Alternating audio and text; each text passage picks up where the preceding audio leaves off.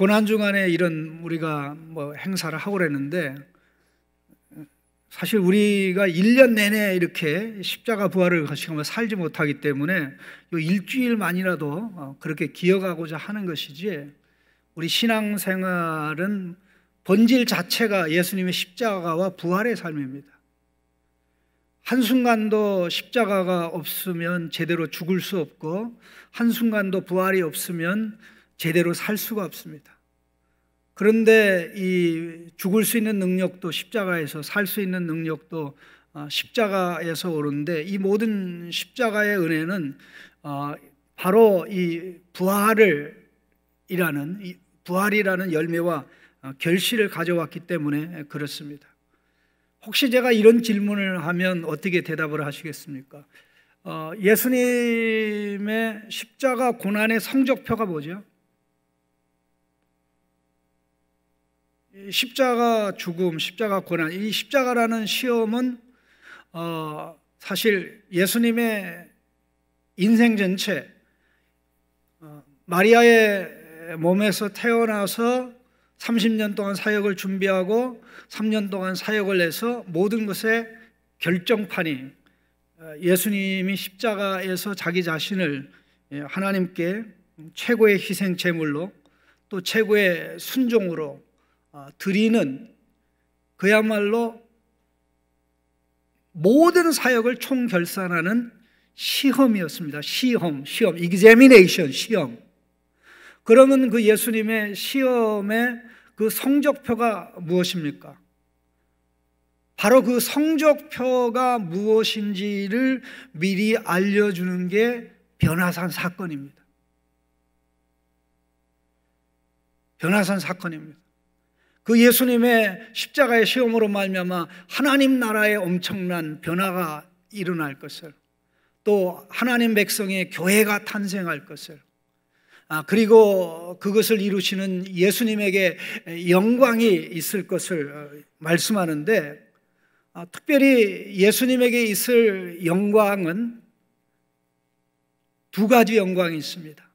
그것은 하나는 사람들에게 알려지지 않은, 교회에게만 알려진 영광하고, 또 하나는 믿지 않는 사람들에게도 알려질 영광입니다.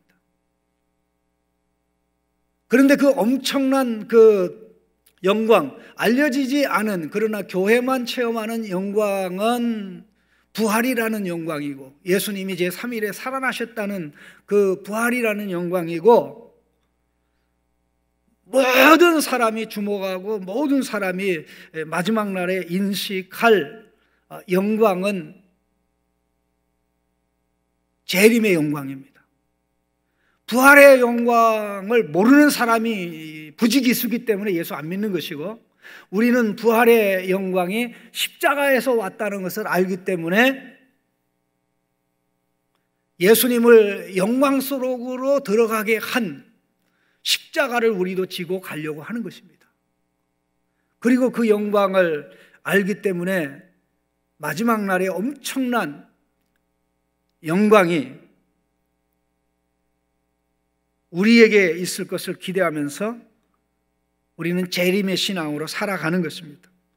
제가 이런 말씀을 드리는 것은 어거지로 사실 말씀드리는 것이 아니고요, 예수님이 이 변화산에 올라가시기 전에 바로 베드로의 신앙 고백을 듣고 하신 말씀이 재림에 관련된 말씀이었어요. 예를 들어서 9장 26절에 보면 마태복음도 마찬가지입니다. 또 마가복음도 마찬가지입니다. 누구든지 나와 내 말을 부끄러워하면 인자도 자기와 아버지와 거룩한 천사들의 영광으로 올 때에, 자기와 아버지와 거룩한 천사들의 영광으로 올 때에 그 사람들을 부끄러워하리라. 이 거룩한 천사들의 영광으로 올 때, 자기와 아버지와 거룩한 천사들의 영광, 삼중 영광으로 올 때, 자기의 영광이며 아버지의 영광이며 천사들의 그 영광을 반영하는 그러한 모습으로 오는 것은 재림 때죠. 오늘 특별히 이 본문 말씀은 그런 점에 있어서 예수님의 변화산 사건 가운데 유일하게 영광이라는 단어를 사용하고 있는 본문입니다. 우리가 영광이라는 단어를 마태복음에서도 마가복음에서도 얘기했지만 실상 영광이라는 단어를 아주 분명하게 중요하게 언급하고 있는 이 내용은 오늘 본문밖에 없습니다. 특별히 31절 말씀 보시면 영광 중에 나타나서 모세와 엘리야가 영광 중에 나타난 것입니다. 왜 모세와 엘리야가 영광 중에 나타났을까요? 물론 2절 말씀에 예수님의 용모가 변화되고 옷이 휘어져 광채가 난 것, 마태복음에는 얼굴이 해처럼 빛난 것을, 마가복음에는 옷이 온 세상 어떤 빨래 잘하는 사람이 빨래를 해도 깨끗하게 없을 정도로 천상의 그 최고의 옷을 입을 그 예수님. 가서 이 두 개를 요약하면 우리는 영광이라는 단어로 요약할 수 있을 것입니다. 이 두 사람이 모세와 엘리야가 영광 중에 나타난 것은 예수님에게 임할 영광에 걸맞기 때문에 그런 것입니다. 이 둘의 영광은 예수님의 영광이 아니면, 예수님이 십자가에서 이루실 영광이 아니면 아무런 의미와 가치가 없습니다. 그런데다 더 중요한 부분은 32절 말씀에 베드로와 함께 있는 자들이 깊이 졸다가 온전히 깨어나,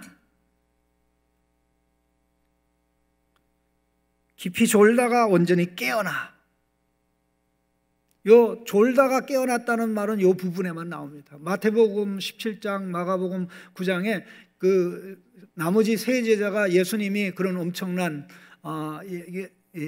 변화의 역사를 체험하고 경험하고 있을 때, 소위 말해서 좀 표현이 그런데 사실 졸고 자빠져 있지 않았습니다. 사실 졸고 자빠져 있는 거죠. 그런 상황에 존다는 게 말이 됩니까? 근데 오늘 본문에는 그 얘기, 깊이 졸다가 온전히 깨어나. 뭘 보내? 예수의 영광과 및 함께 선 두 사람을 보더니. 졸다가 정신 차리고 보니까 뭐가 보인 거예요? Glory of Jesus, 예수님의 영광이 보인 거예요. 그런데 앞에 언급된 것은 모세와 엘리야가 영광 중에 나타났다는 언급입니다. 가만히 하나 더 생각해 보시죠. 언제 이와 같은 일이 일어났습니까? 예수님이 기도하고 계실 때. 예수님이 기도하고 계실 때.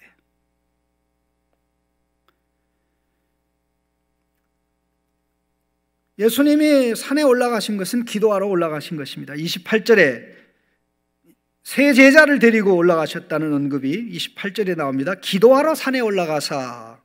기도하러 올라가가지고 컵라면 먹고 있지 않습니다. 물론 기도하기 위해서 컵라면 먹는 건 좋은 일인데, 우리 청년들 데리고 산에 올라가서 좀 컵라면도 먹고, 작년인가 재작년입니까? 작년에는 코로나 때문에 한 번도 못 갔고, 재작년에 한 번 갔었는데 정말 추워가지고 고생 되게 많이 했습니다. 3월 초인가 언제 했었는데 또 한 번 산에 내려갔으면 좋은데,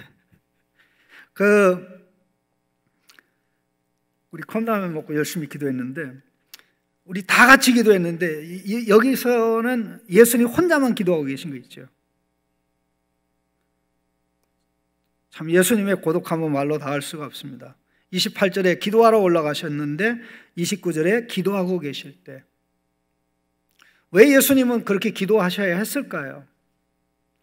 18절에도 예수님이 기도하는 게 나옵니다. 예수께서 따로 기도하실 때에 제자들이 주와 함께 있더니 물어 이르시되 무리가 나를 누구라 하느냐. 그 예수님의 답답함은 예수님을 가장 잘 알아야 할 제자들이 예수님을 잘 몰랐어요. 예수님은 알긴 아는데 삐딱하게 알았어요. 예수님의 사역에 있어서 십자가가 얼마나 중요한지, 사실 예수님의 사역을 책 한 권으로 얘기하면 서론도 십자가요, 본론도 십자가요, 결론도 십자가입니다. 그 모든 것을 한마디로 얘기하면 그 열매는 부활의 영광이죠. 그 영광이 예수님에게 있고 예수님을 따르는 자들에게 있는 것입니다. 질문 하나 더 하겠습니다.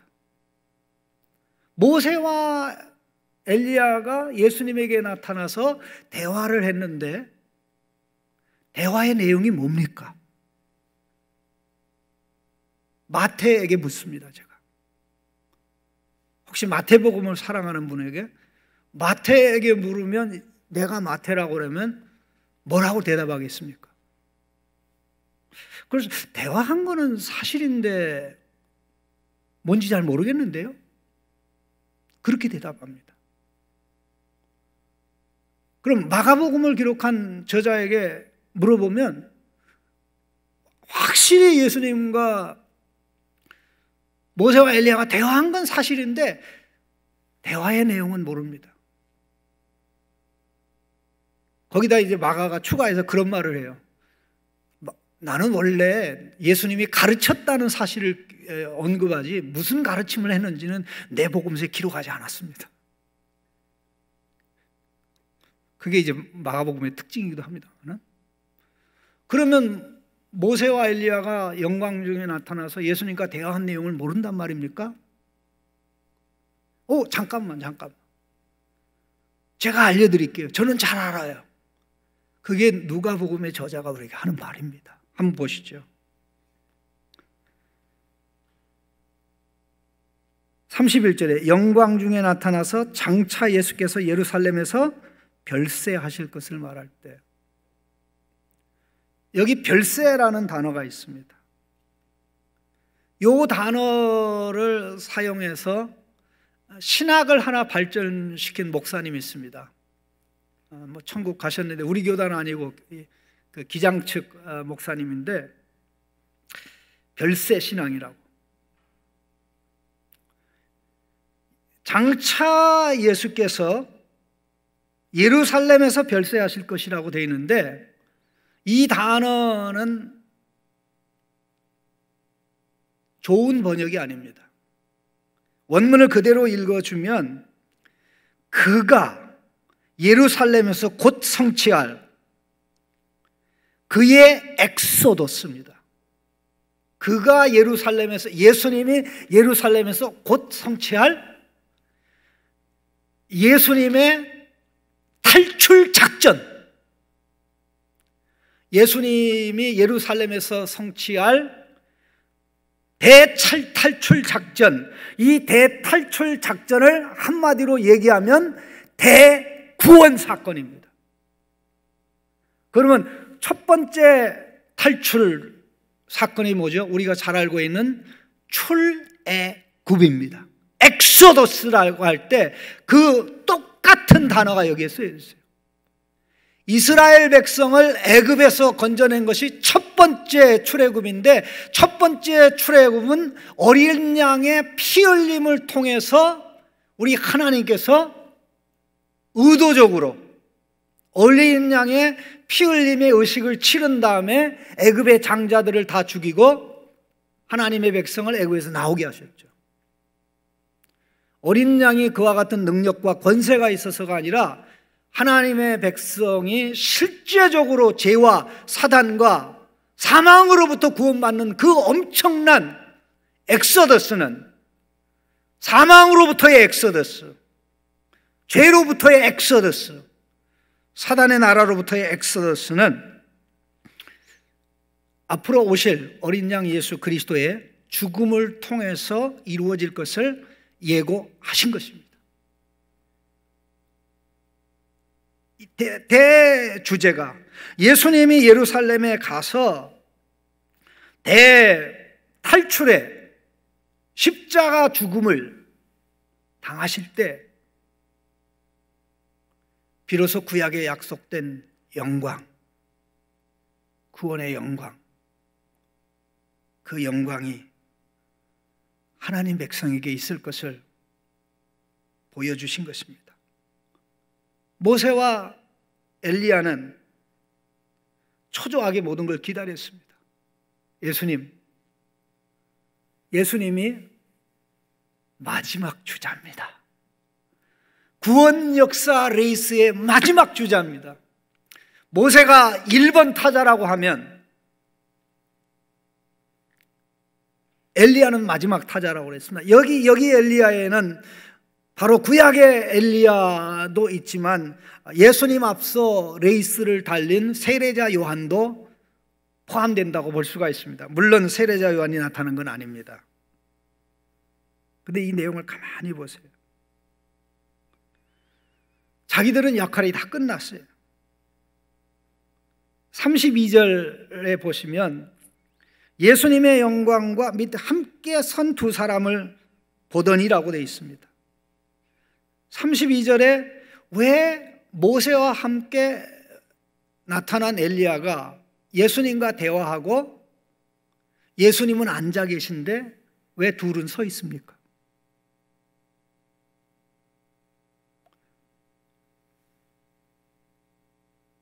사실 이 누가복음 9장의 변화산 사건에 있어서 가장 중요한 것 중에 하나는 예수님이 주연임에도 불구하고 예수님의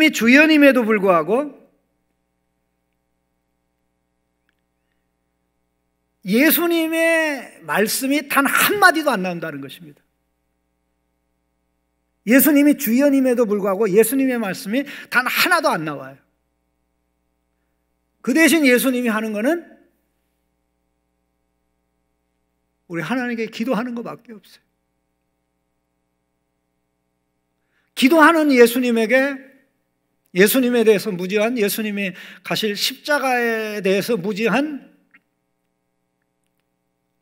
제자들을 깨우쳐지는 일을 하나님 아버지께서 하신 것이죠.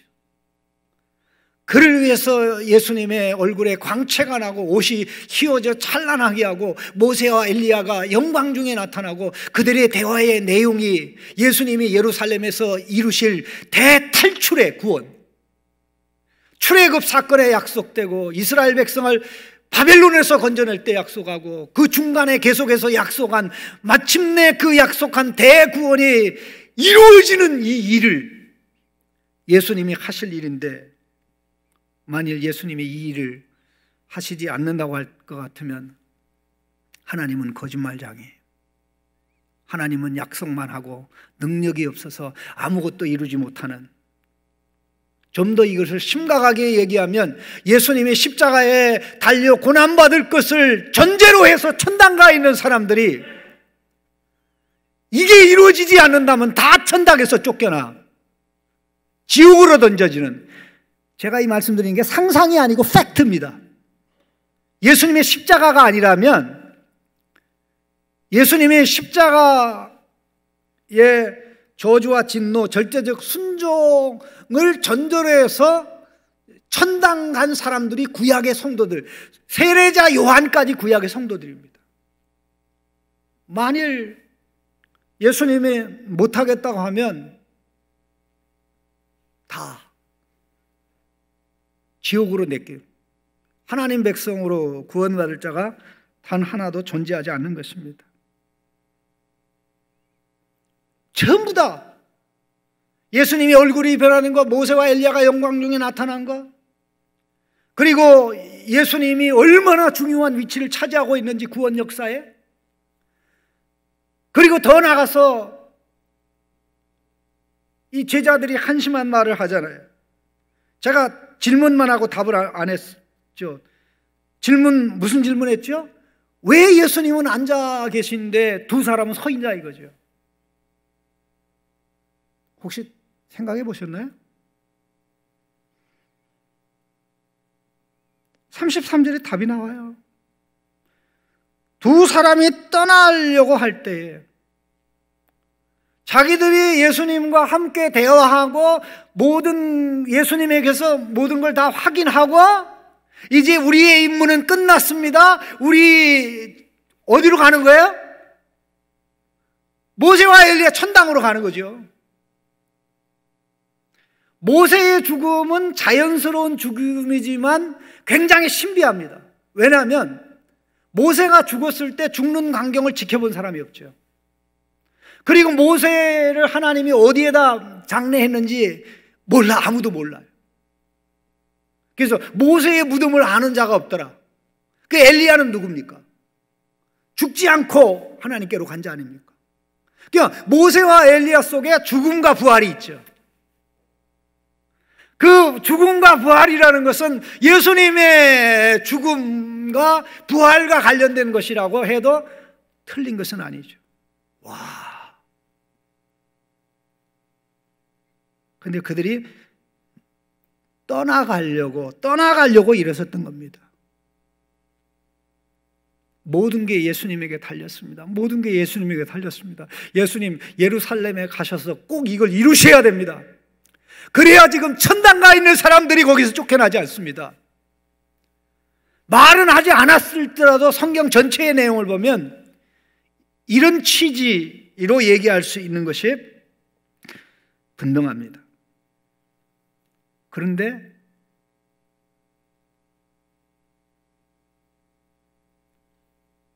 제자들이 한심한 얘기를 하죠. 베드로가 대표해서 막 떠나는 사람을 붙잡아 놓고 가지마, 가면 안 돼요. 네 텐트 셋 만들으니까. 그 속에 무슨 생각이 들어있습니까? 예수님 한 분만으로 안 된다는 거죠. 영광 중에 나타난 모세와 엘리야도 필요하다는. 왜? 그들이 영광 중에 나타났으니까. 그들의 영광이 예수님이 십자가 부활로 들어갈 영광임을 알지 못했기 때문에 한심한 소리를 했던 겁니다. 한심한 소리 하는 순간 34절에 무슨 일이 일어납니까? 구름이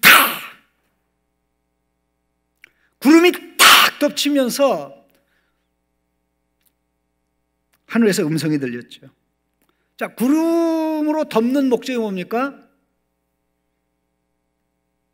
그것도 34절에 이 말 할 쯤에 이 표현이 누가복음 여기만 있습니다. 또 재미나게 이 말 할 쯤에 하나님이 사실 그 말을 듣기 싫으셨던 거예요. 니들 예수님에 대해서 한심한 얘기한다. 그리고는 구름이 탁 쳤던 거죠. 떠나는 모세와 엘리야 보지 못하게 하려고. 그리고 하늘에서 음성이 들린 다음에 어떤 결과가 일어났습니까? 소리가 그침에 오직 누구만 보이더라? 예수님만 보이더라. 아멘. 소리가 그침에 오직 누구만 보이더라? 예수님만 보이더라. 그리고 이게 변화산 사건의 끝이에요. 마태복음은 엘리야에 관한 대화를 하는 것이 나와 있는데 오직 예수님만 보이더라. 예수님이 이런 분입니다. 예수님은 당신의 십자가를, 예수님을 믿으면서도 예수님의 중심에 있는 십자가를 제대로 알지 못하는 제자들을 위해서 산에 올라가셨던 겁니다. 그리고 기도하는 가운데 이 모든 것들을 하나님께서 연출해서 결과적으로는 예수님에게 십자가에 가는 길을 갈 수 있도록 확신과 기쁨과 감격을 주지만 원래 의도한 것은 예수님을 위한 것이 아니고 십자가가 얼마나 위대한 것인지, 하나님의 모든 구원 약속을 이루는 구약의 예비적인 구원을 성취하는 어마어마한 것임을, 모든 시대에 모든 하나님의 백성을 구원하는 유일한 길,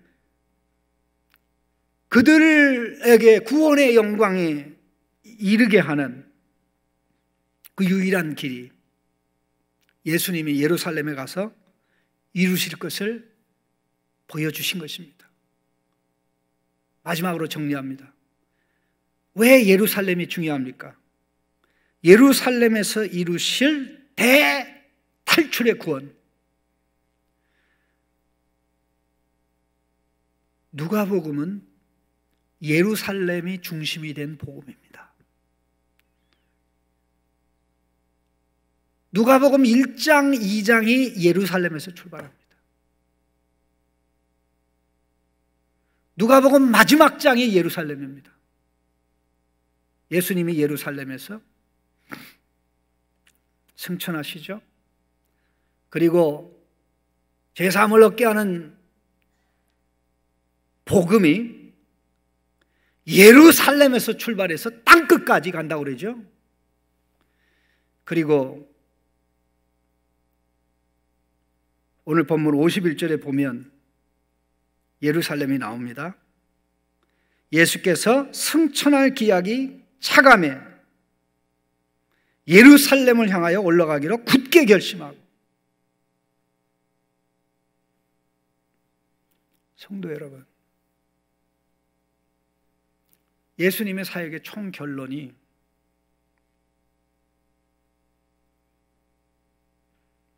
십자가입니다. 그것만큼 위대한 영광이 없는 것이죠. 그것은 예수님의 영광인데 우리의 영광을 위한, 하나님 백성의 영광을 위한 예수님의 영광입니다. 그래서 우리는 그 결과 영광의 옷을 입고 영광의 모습으로 변화되는 복음의 능력을 가지고 믿지 않는 사람에게로, 주변에 믿지 않는 사람에게로, 내 뒤에 믿지 않는 사람에, 내 앞에 믿지 않는 사람에게로 영광을 가져다 준 그리스도의 복음, 예수 그리스도를 가슴에 담고 이 길 가는 것을 영광으로 가는 유일한 길로 알고 나아가는 것입니다. 우리 주님의 기도는 십자가가 얼마나 위대한 영광인지 모르는 우리에게 십자가의 영광을, 보이지 않는 영광을 깨닫게 하기를 원하십니다. 이런 깨달음이 저와 여러분 가슴 속에 이번 주간에 강하게 일어나 영광에서 영광으로, 작은 영광에서 큰 영광으로 나가는 그런 모든 것이 십자가의 길을 가는 데서부터 진행되는 것을 깨닫는 은혜가 있기를 바랍니다.